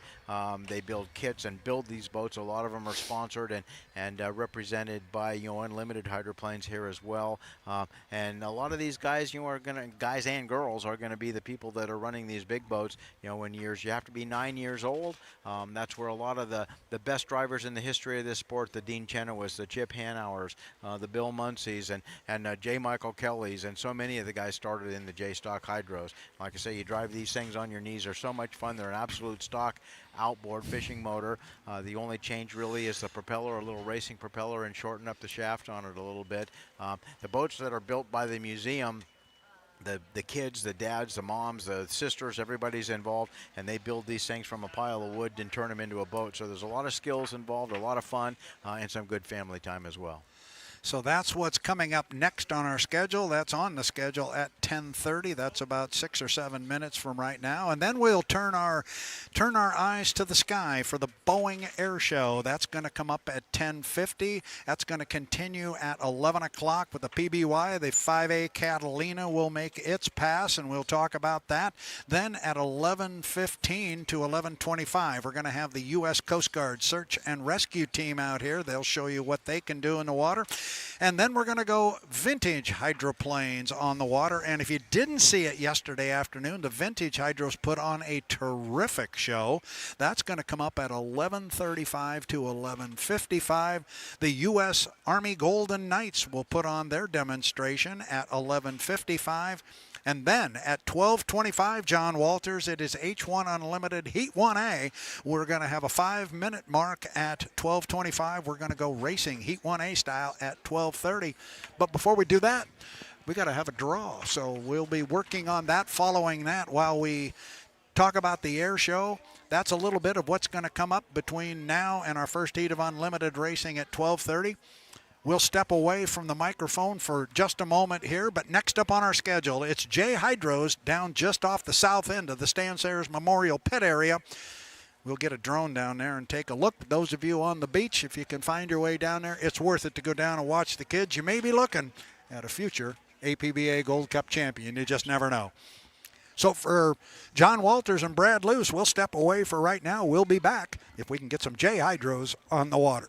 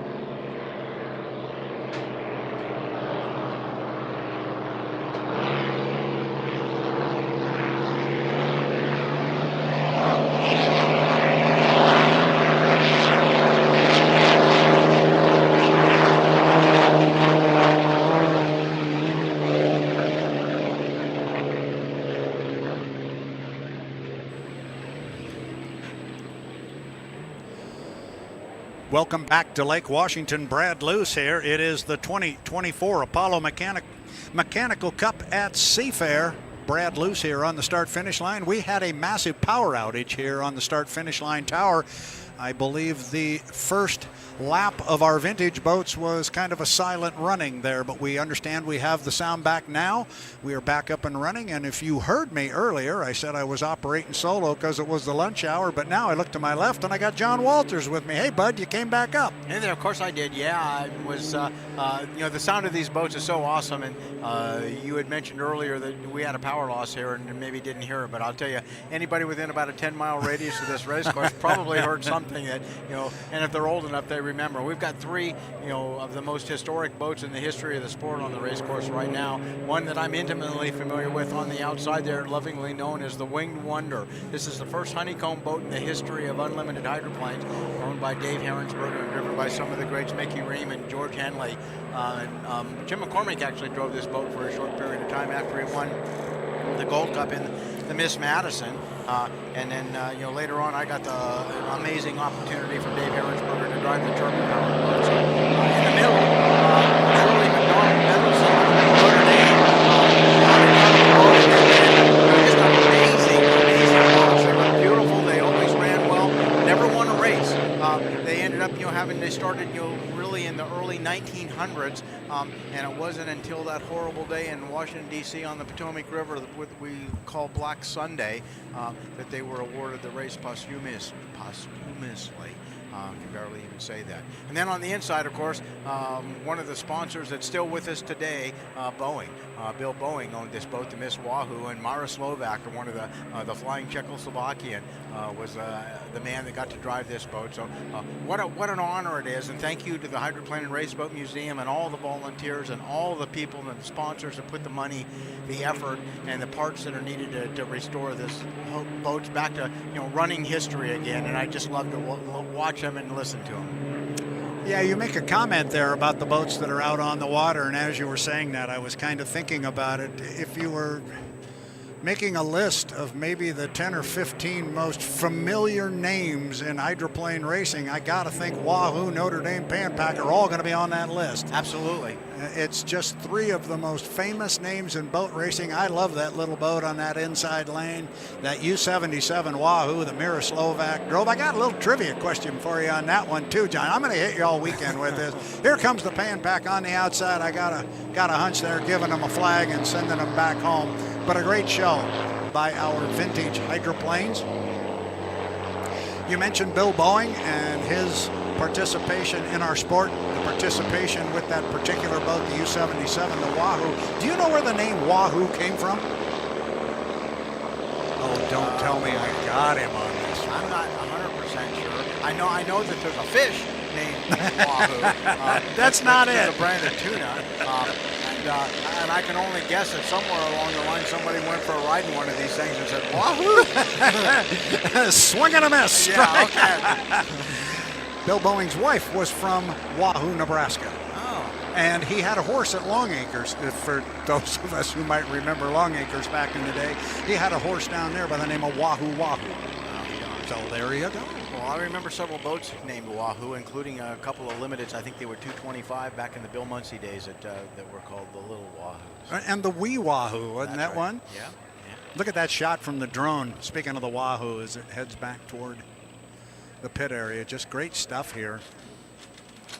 And I love the fact that they bring those boats here every year and keep the connection with the past. It's so important that, in the fact, there's people like you and I and so many others here that remember the roar, remember the sound, and just hearing that and then seeing these boats on the water takes us back maybe to our childhood and some great times in our lives as we watch these boats. And I always make the comment, this is before we had Seahawks and Mariners and Yes. the Sonics and all that stuff. This was it. And I've always made the comment that we didn't have any of those professional sports, but once a year the circus came to town. That's exactly And right. the bad guys from Detroit showed up, and it was Seattle versus Detroit, and there was so much civic pride at that time with our boats and our drivers. And I've told my children when they were growing up that Bill Munsey and Rex Manchester and all of these guys who were driving in the 50s and 60s, they were equally as big, if not bigger, than Russell Wilson and DK Metcalf and all of the names of today. They were huge sports stars back in the day. Yeah, it was a time, that I see us slowly getting back to. I mean, around here, the local TV broadcasts would be, postponed while they gave qualifying times, or let somebody know that a boat was on the race course. And it was a pretty amazing time. And I saw my first boat race at 9 years old in Coeur d'Alene, Idaho, and told my parents on the way home, when I grow up, that's what I want to do. There you go. And look what happened. Yeah. You did it. I was fortunate enough to be in the right place at the right time. I worked really hard at it. All the classes and the engineering things that I took in school were so I could apply it here. Like I say, I had the amazing opportunity to work with some of the most amazing people in the sport. Bill Munsey himself and Chip Hanauer and Jim Lucero. Just so many people. Dave Herensberger that made one of the amazing owners that made so many things happen, so many innovations in the sport. So I feel very blessed and very lucky that I've been able to do that with people that I enjoy, and actually made a pretty decent living at it. So.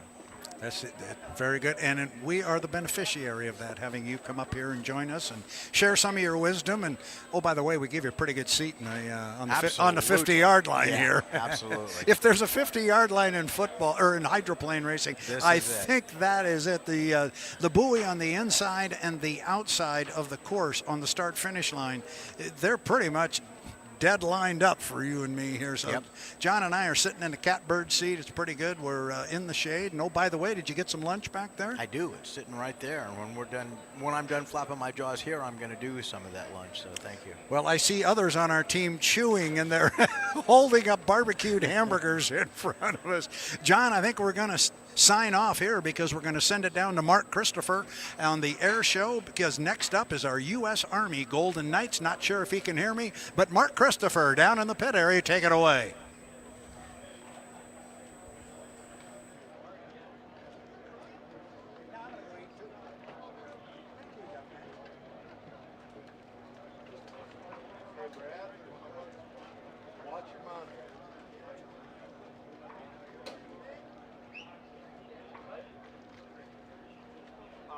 Should I wait till there's boats on the water for them?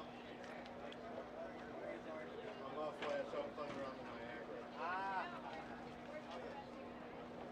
Should I wait till there's boats on the water? I would. And I'm gonna go get a hangover. If you guys want. Alright, I'm gonna go get food real quick and then. Vicky, you see something on the Niagara come up? Start yelling. Are we gonna have audio?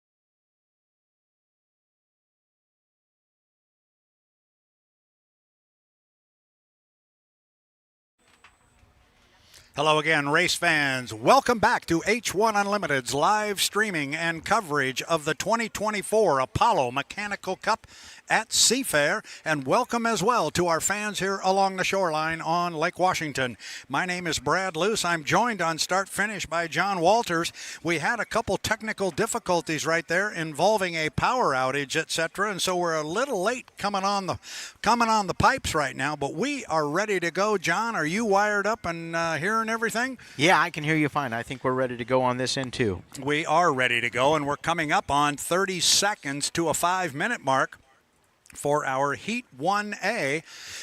We've got 4 boats ready to go. Quickly, we'll run it down. It is boat number 1, the Beacon Electric with J. Michael Kelly. It's the U9 Beacon Plumbing with Corey Peabody. Dave Vilwalk is in this one, and the U27, the Miss Apollo. And rounding out our 4-boat field, it's the U40, the Flavor Pack, and Dustin Eccles. John Walters, we are inside 10 seconds to our 5-minute mark. The boats cannot leave the pit area until such time, and at that 5-minute mark right now, at that mark, there must be a crew member with physical contact with the race boat in the pit area. It appeared that they were that way as they were at the dock, and 1, 2, 3 boats are coming out right now just waiting on the Flavor Pack. But John, we've got a couple of minutes here. We need to discuss a new start procedure. Yeah, this year a new start procedure has been implemented with a score-up buoy, and there'll be a given time that's dictated by the chief referee here as where they need to be. And basically, these days there's 2 starts before the race. They have to be at the score-up buoy at a particular time. If they're late or if they're early, they're penalized and have to start on the outside and behind everyone. And what that does is it guarantees, the score-up buoy is right at the start-finish line here. So they've got, roughly a minute and 15 seconds to get all the way back around the race course to the starting line. So once that score-up buoy, and once the score-up is good and they're inside that time frame, they've got to hustle to get around this 2-mile race course here in Seattle to get to the starting line on time, and that's really critical. And the reason we are doing this, John, we and I speak on behalf of H1 because I was part of this particular decision. What we wanted to do was eliminate, or at least try and minimize, the amount of times we had boats disqualified before a heat even started. If you jump this score-up buoy, you're going to have to move to the outside, but you're not disqualified. As we've got boats cutting the race course, we are still fighting for lanes. So our score-up buoy is the start-finish line. Our score-up time is 1 minute and 15 seconds. So we're going to see these boats behind the start-finish line where Dave Vilwalk just crossed in the U27 Apollo. Here comes the 2 teammates. That's going to be J. Michael Kelly in the red boat on the inside. That's the Beacon Electric. Next to him is Corey Peabody in the U9 to Beacon Plumbing. Looking for Dustin Eccles in the Flavor Pack. He too comes across the start-finish line. We saw a couple of our boats take that. We saw one of our boats cut across the race course and go to the back stretch. That is a legal maneuver where it was accomplished by Dave Vilwalk. So we're still fighting for lanes, John. It's just a little different in how we score up and have to be at the start-finish line at 1:15. It is a little different, and it's very critical, and that's why the boats can't leave early. Your pit position can make a difference on when you get on the race course and how early you can get to the race course, and that's why the new rule reads that a crew member must be on the dock with a hand physically on the boat when the 5-minute gun goes off to prevent anyone from leaving early and getting a position on the race course that might be better for them than somebody else just because they left sooner. So our boats are on the race course. We are at approximately 2 minutes and 8 seconds until the start. We've had, as I mentioned earlier, a power outage here on the start-finish line. It has affected mark 2 minutes until the start. We had a power outage up here. It has not only affected our clock system, and that's why our live stream viewers are not seeing it on the screen, but at the same time it has affected our video feed. We are monitoring it closely for those of you watching on the web and the H1 Unlimited YouTube channel. But John, here's the first piece to the puzzle on the start procedure. The boats are at the top end of the race course at 1:35. They have to be behind the starting line at 1:15. This looks like it's not going to be a problem at all, because on my watch we've got about 8 seconds until the 1:15 mark. Here comes Dave. They're coming down. The field's coming at 16:15 mark. That looked to be clean to me. John will get it official on the radio, and it was a good score up, so everything's good now. Now here is the other piece to the puzzle. The boats are in their lanes right now, but those lanes are not yet established. They could still have a leapfrog up the backstretch. If somebody was to gain a 5 boat length advantage, they could move over on a boat to their left. They determine their lane at the entrance pin to turn 2. That is what we call the commitment buoy. That is when you commit to your lane. But John, what we saw coming off the corner and what we're looking at now, the boats are bunched up. Nobody is going to make a move from one lane to another. No, I don't think so either, and there's not nearly enough time to do that. Jay Michael's got the inside now, right now, and looks like that's where he wants to be. Actually, most of the guys prefer lane 2 right here. It's a little bit better to get into there, and Dave Vilwalk's on the outside where he likes to be. And we want to remind all our swimmers, you must be out of the water right now when the hydros are on the Ted Jones race course. It's time to get out of the water and enjoy the world's fastest race boats, the H1 Unlimited Hydroplanes. John, we're squaring up and coming down to the start. We're inside 10 seconds from lane number 3. Dustin Eccles going to get down here first, but I think he's going to be a little bit on the early side. We'll have to check it. It looked like Eccles may have jumped the start, but we'll call them the way they are on the water. John, he's got a big lead down there. If he was legal, he's off to a great start, but that's a question. He does have a big lead. He got into the turn first, and he's exiting the turn first. We've got 2 really fast boats on the inside of him, though, with Corey is pushing him really hard down the back straightaway, and J. Michael Kelly's taking the short course around on the inside lane. I am told the start is good, so Dustin Eccles up the backstretch got about a 3 boat length lead on Corey Peabody. They get to the top end of the race course now. Peabody's pulled right up alongside Dustin Eccles. 3rd place on the inside is J. Michael Kelly saving ground on an inside lane, but Corey Peabody has driven around on the inside, gotten past Dustin Eccles. We're going to go 3 times around this 2-mile race course, and I'll tell you what, Dustin, he is flying the 40, the flavor pack, John. Yeah, he's really got that thing rolling coming into the first turn here, and he's going to a little bit longer way around the race course. They've moved outside on him and pushed him out just a little bit. And Corey's working really hard there to keep him on the outside and not let him get around him. Jay Michael's got, the shorter way around the race course, but he just doesn't seem to have the acceleration off the exit pin here as the other 2 guys are driving away from him right now. Dave's on the back, coming up the back stretch there. They're struggling with some boat speed and just trying to score some points at this point.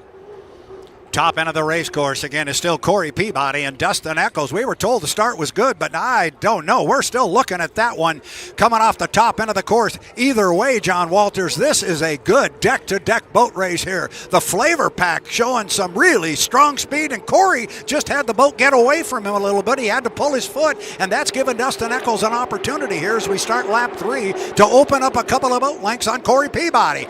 But Peabody is inside him now. Corey turns the corner first, but it's going to be Dustin, I think, on the outside that may show his nose as they come off the pin. They are virtually side by side. Corey Peabody, here comes Eccles, John, look at him. It looks like one boat going down the back straightaway. They're literally that close. Dustin's on the outside there with just his nose starting to stick out there a little bit, but he's got much further way around the race course. They're out in about lane 3 right now. He's coming around, starting to square up the corner a little bit. Corey's running right on the buoy line and pushing him really hard. When they come down the straightaway here, the wind's right in their face. Corey had the boat get up on him a little bit there, and he had to come off the pedals some, and that let Dustin drive out in front of him. But Corey's showing some really good speed here, but Dustin's got big time top end on him. He really does, and you saw Corey Peabody beat him to the line right there. He beat Dustin Eccles to the finish line by about a boat length or 2. Our 3rd place boat is going to be the Beacon Electric on the water with J. Michael Kelly, and coming home in 4th place will be the Miss Apollo with Dave Vilwalk.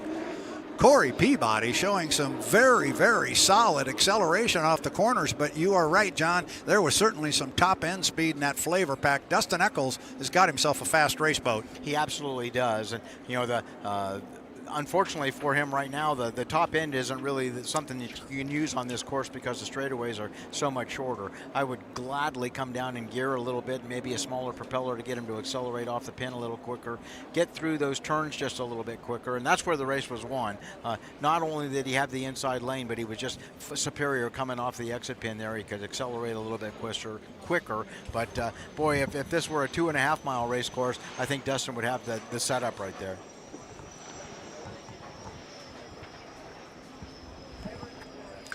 All right, and we are being told now officially that the 40 did jump the gun. So the 40, the flavor pack, and Dustin Eccles did jump the gun. He did not run an extra lap, John, but that's part of some new rules this year. Instead of running an extra lap, if somebody jumps the gun like that, we are just giving them a 1-minute penalty. So what we're going to see is that 1-minute penalty on Dustin Eccles in the flavor pack is more than likely going to move him back into 4th place. Our 2nd place finisher will become the U1, the Beacon Electric, with J. Michael Kelly, and Dave Villwalk will come up into 3rd place. This is all, of course, on the water. That was the racing on the water. The boats have to go through tech inspection, and we will await for that. There will be a tech inspection. They'll check the speeds and the fuel flow. This morning at the drivers' meeting, our chief referee, Jonathan Abbott, asked all the drivers to complete an extra lap after the finish, go around one more time. So either way, Dustin would have been, a legal finishers there. He did run the extra lap if that's the way they go, but I think it's a 1-minute penalty, like you say, so we don't have disqualifications. Either way, it moved him back to the 4th place position. So the team boats there for Beacon Plumbing and Beacon Electric finished 1st and 2nd, and that'll move Dave Villwalk up to a 3rd. And that 225 points for 3rd place is a whole lot better than the 169 he was working on when it looked like Dustin was out front. Again, that is pending tech inspection. And one thing our fans are going to enjoy, John, is we are doing what I call running our heats on the 20s. And so every 20 minutes, we're going to have H1 Unlimited boats starting the next heat. So we started that heat at the top of the hour. We're going to run our next one 20 minutes later. They will be on the start-finish line. So you can expect we're going to be getting a countdown here pretty quick toward the start of our Heat 1B. But 1A didn't disappoint. We had some good racing on the water. The boats clearly are fast, and Dustin Eccles, he jumped the start, but he still showed me an awful lot. He certainly did, and like you say, there are no easy heats these days. There's 8 boats here, and any one of these 8 are capable of winning this boat race. They're that fast and that well prepared. So I think that the fans are going to see some amazing races, and we saw that one that was deck to deck, even though Dustin was trying to make up a whole lap on everybody there, which he wasn't able to do. But the deck to deck racing, I think we're going to see that all day long, and it's going to get even better as the time gets shorter and we get ready for the championship heat on Sunday. And that's what it's all about. Unlimited hydroplane racing for maybe a new fan here who hasn't seen boat racing before. The whole idea is to get your boat on the front row of the final heat and have an opportunity to win the Apollo Mechanical Cup at Seafair. And you get to the front row of the final heat by accumulating points and being one of the top 6 point getters to put yourself on that front row. And then at that point, it becomes a winner-take-all final heat.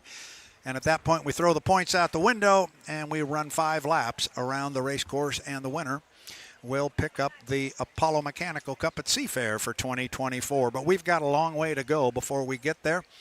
Our aerial shot there from our drone pilots giving us a good look at the Stan Sayers Memorial Pit area. John, the names just don't get any more important. You got the Stan Sayers Memorial Pit area, the Ted Jones Race Course.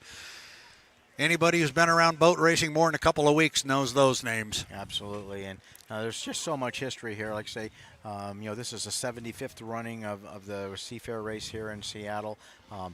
Boats have been coming here for a long time. There's so much history here, thanks to the Boeing Airplane Company and all the people that are sponsoring this race. There's Apollo for sure, Beacon Plumbing, and all the names that are on these boats here. There's just so much history and so much excitement that's this entire week. Seafair has parades, and they have the boat race and the air shows and all the things that are going on, and this is generally the highlight of that week's worth of Seafair events. And everyone looks forward to coming to the boat race. And you can see out there the log boom's got a lot of boats and that on it. There's people walking up and down. We've got a car show going on. We've got airplanes flying around, and the fastest boats in the world going in circles in front of us. So it doesn't get much better than that. Not for a couple of guys named Walters and Luce. Yeah. And there's a whole bunch of other fans who feel the same way. We are glad you are with us, either here at Lake Washington or watching and listening on H1 Unlimited's live stream YouTube channel.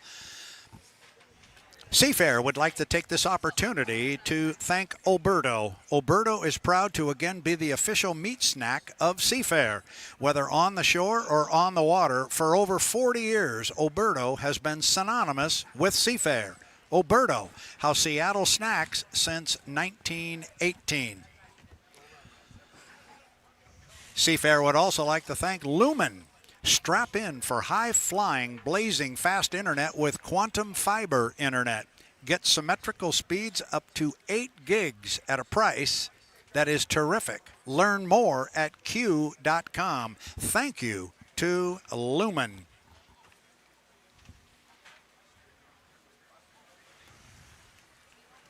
Seafair would also like to thank the Tulalip Resort and Casino. Tulalip, the official resort and casino of Seafair.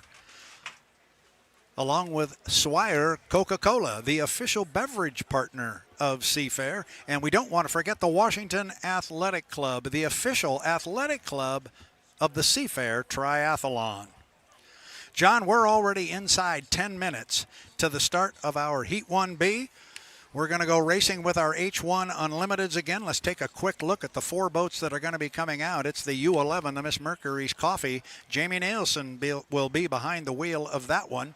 Going to be joined by young Bobby King in the Miss Graham Trucking, the U12. Then it's going to be, speaking of young, Gunnar O'Farrell driving the Gutters by Keith presents Boitano Homes. That's the U35. It is a predominantly white hydroplane trimmed in green. And then one that looks to be the class of this field, but only from the standpoint that they were our top qualifier, and they have won 2 of 3 races so far this year. It's the U91, the Miss Goodman Real Estate, with young Andrew Tate behind the wheel.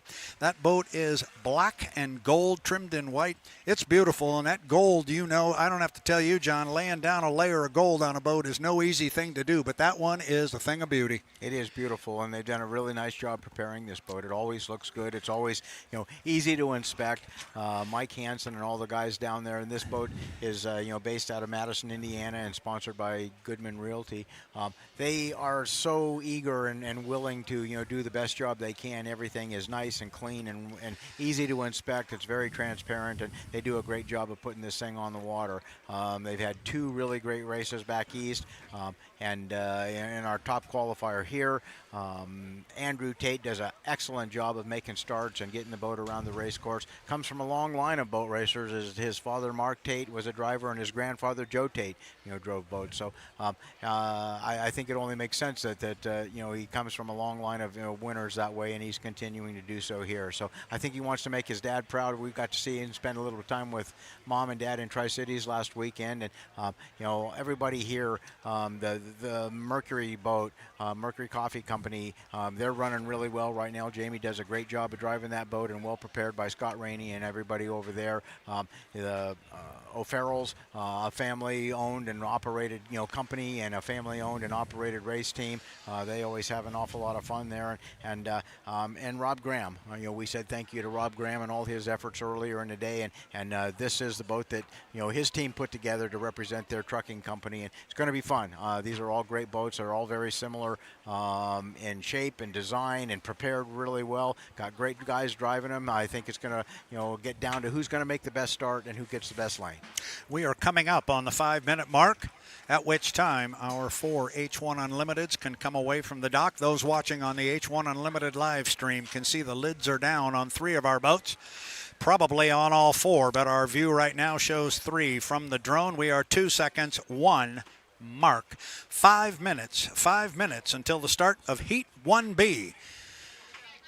That's your 5-minute mark, and now it is time to go boat racing. Here is who will be racing in our Heat 1B. It's the U11 Miss Mercury's Coffee with Jamie Nielsen. It is red, it is black, trimmed in white, and it is fast. Then there is the predominantly black and red U12 Graham Trucking with young Bobby King behind the wheel.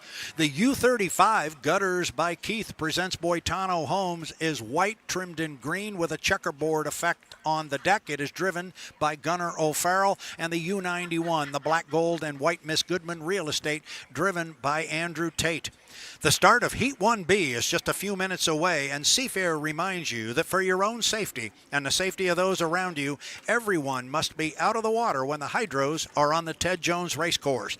Now it's time to get out of the water and enjoy the world's fastest race boats. John Walters, I was reading some copy. What did I miss?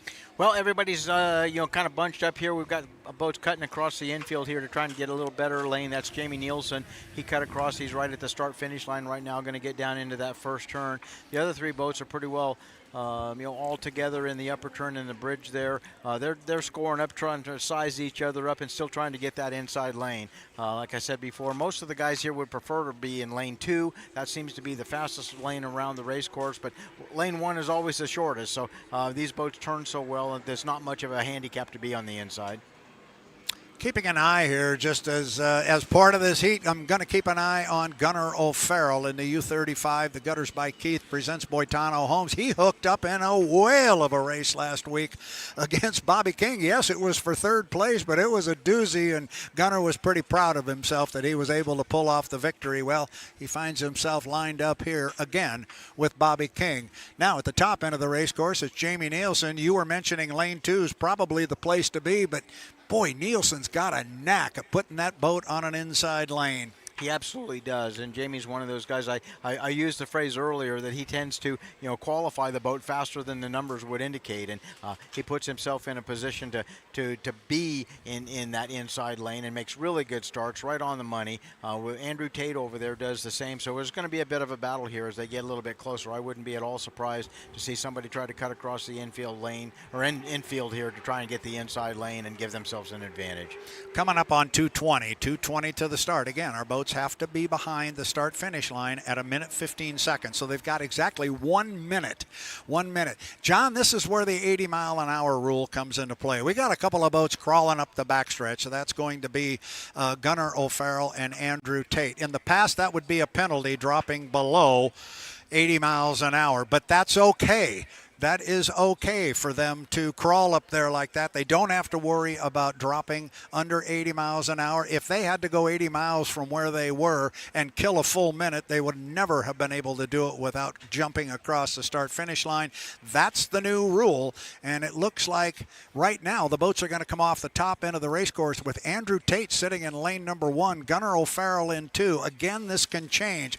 Watch Gunnar up there as he comes off the top end. If he leaves room between himself and Andrew, and if somebody jumps inside him, and they are not going to, but again, we don't establish our lane. Now watch this. Here comes Jamie Nielsen. He's going to try and leapfrog across. He's got about 4 seconds to kill. Make it 2, 1. Mark, I think he is good. He's got to have 5 boat lengths to jump left. He's certainly got that. Jamie Nielsen, if he wants that inside lane, he can move over and grab it. He did do that, John. He used the new starting procedure and the score-up buoy to his advantage.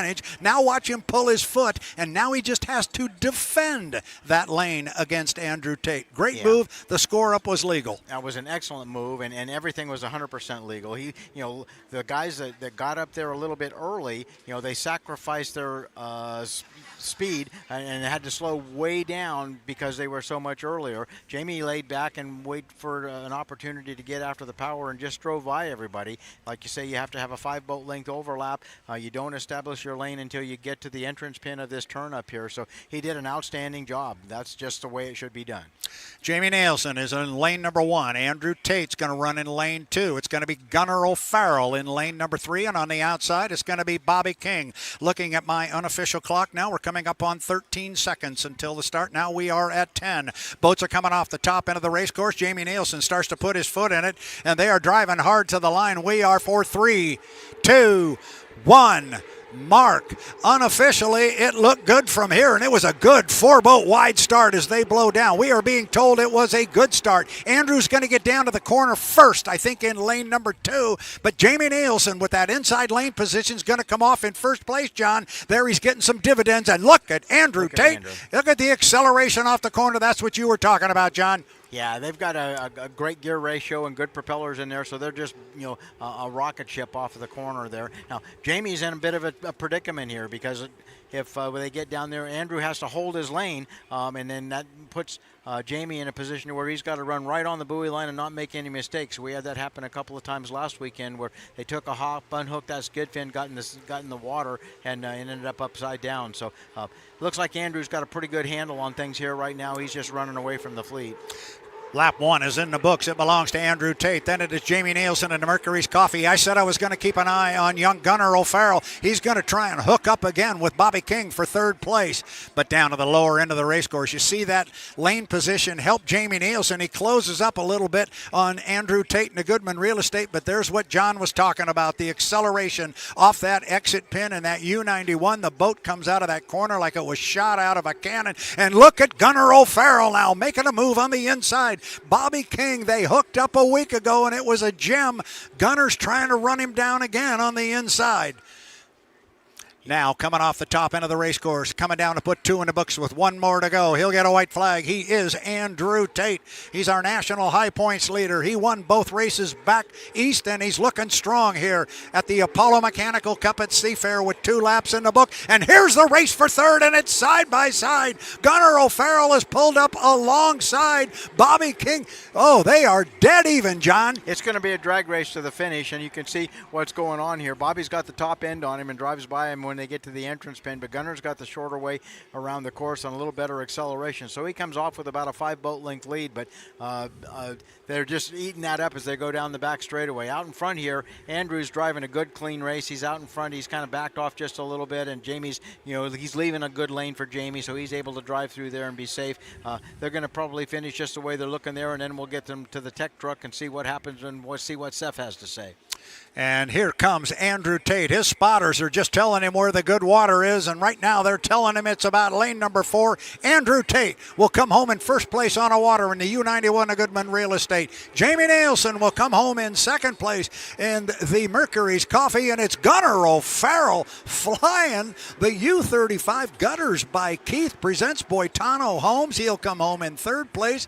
Once again, Johnny knocks off his good buddy Bobby King, and Bobby King in the U12, the Graham Trucking, will come home in fourth. I said, John, when I get one right, I got to bring it up, okay? It doesn't happen very often. I said keep an eye on Gunnar and Bobby. He got him again. Gunnar did a great job there, and I mentioned earlier that every time Gunnar gets in the boat, he gets a little more confident, a little more secure in that thing, does a little better job. He's not doing anything silly. He's not taking any more risk than he absolutely needs to, but he's really working the boat hard. He's flying the thing down the straightaways and doing a great job. The crew's got it set up good with a great gear combination and propeller, and it's only going to get better for them as the day goes on, I believe.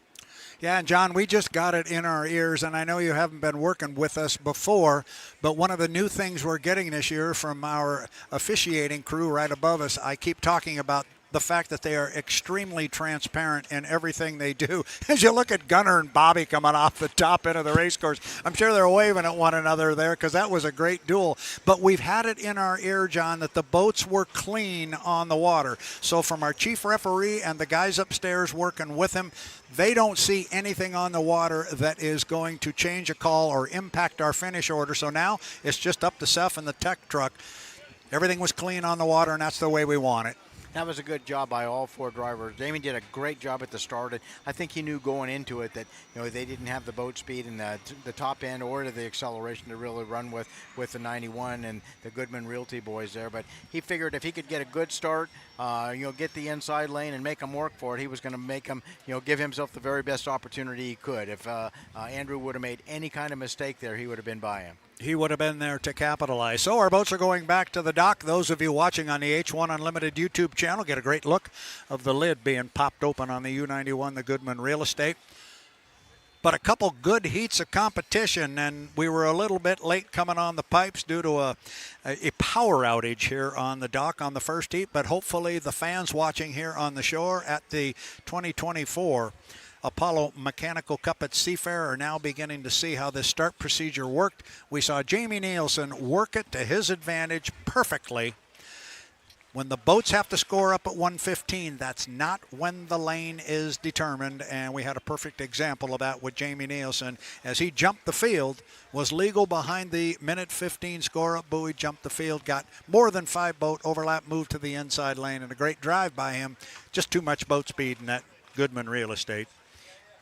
they've got a great combination there and a great crew that knows how to put the stuff together. And Mike Hansen and that group, his son and his daughter both are working on the team there, and they've got a lot of experience together. They've got great equipment, and Andrew just gets every ounce of horsepower and does a great job of driving that thing through the turns and does everything that he can do to be put them in the winner's circle. So they're going to be tough to beat for sure. Yes, they are definitely going to be tough to beat. Andrew climbs out of the U91, the Goodman Real Estate, and he will get congratulations and so forth from his crew, but he will take that all in stride. This is not what he wants to win. He wants to win that first heat, but he wants to win that last one more. He will stay focused as he works his way off the dock. So, on the water, first place goes to Andrew Tate, the U91, the Miss Goodman Real Estate. Second place to Jamie Nielsen on the U11, the Mercury's Coffee Company, themercurys.com, U11. Then it was U35, Gutters by Keith, presents Boitano Homes, driven by Gunnar O'Farrell. Once again, he gets the better of the U12 and Bobby King, but good racing back in third and fourth place. So the heat was good as far as Heat 1A. John, we've got a note here. Our buddy Seth has been busy in the truck. Everybody has cleared tech inspection. So it is official now. Corey Peabody is our first place finisher in Heat 1A. He'll pick up 400 points for that. J. Michael Kelly will come home officially now in second place. Third to the Miss Apollo and Dave Vilwalk. They'll pick up 225 points. J. Michael Kelly gets 300. And then our fourth place finisher will be Dustin Eccles, Flavor Pack, but he ran a whole lot quicker. He ran a whole lot quicker than fourth place. He was running very hard. Unfortunately, he jumped the start. So that's Heat 1A and Heat 1B. Let's take a look at the schedule here because I think we are going to. And before we check the schedule, let's go down to Erica Allreed in the pit area with Andrew Tate. Erica, take it away. Andrew, a lot of praise coming from the booth after that one about your acceleration off the corners as you rocket past the U11. What is it about this hull and the way you drive it that allows you to make moves like that for the race win? Honestly, it's a great boat and a great setup, great team, a lot of experience behind me. If we can get to the line 0, I think we're going to be in a good spot here for at least until Sunday afternoon, hopefully. But yeah, building block for the rest of the weekend for sure. And you are always super close to that start when the clock hits 0. So what's your strategy been during this new race before the race? Stay out of trouble, first and foremost. Everyone wants to be in one of the inside lanes. It's the shortest way around the race course. So we can keep putting ourselves in a position to be there and still have some boat speed at the start. I think more than anything, that's the important thing. So strategy, start good, finish good. That's it. And the rest is history from there. Congratulations on that race, and we'll see you back out in Heat 2. All right, thank you.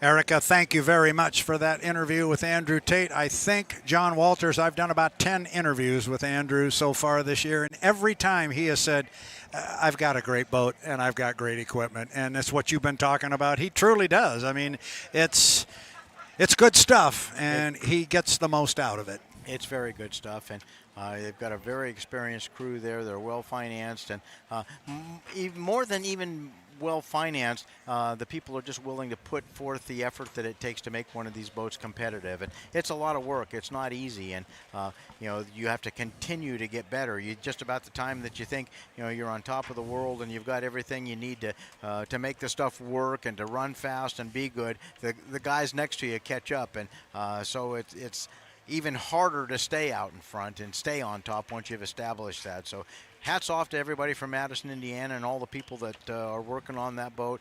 They've got so many volunteers when they're in town there to take care of things. And I remember the old days when the Miss Madison was, sponsored, were their own sponsor, and they made money by bake sales, and everybody in the community put money and an effort into making this boat look good on the water and win races. So they've come a long way since then. I think they've won 10 or 11 national championships since those days.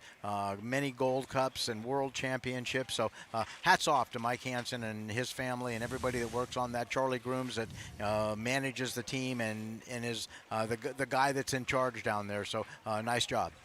And we'll turn it over now to Mark Christopher as we have to put our eyes to the sky as a U.S. Navy EA-18G Growler performance. Mark, take it away.